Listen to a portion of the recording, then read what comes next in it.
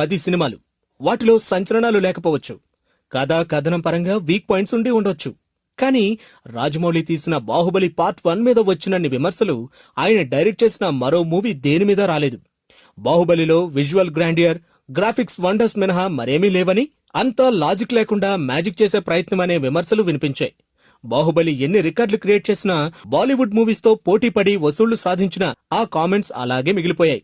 వాటికి నోటితో సమాధానం చెబితే మళ్లీ రివర్స్ అయ్యే ఛాన్స్ ఉంది. అందుకే జక్కన్న కత్తి దూశాడు.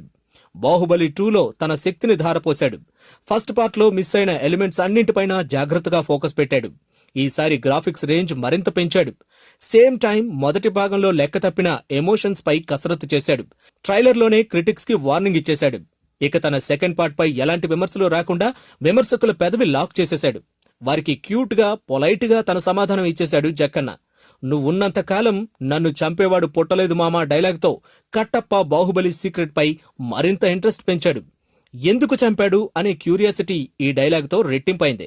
ఇక రానా ప్రభాస్ మధ్య ఫైట్ సీన్లు, జనాలు ఆసక్తికరంగా ఎదురుచూసే సీన్లతో ఎమోషన్స్ కి పెద్దపీట వేసినట్లు క్లియర్ గా కనిపిస్తోంది.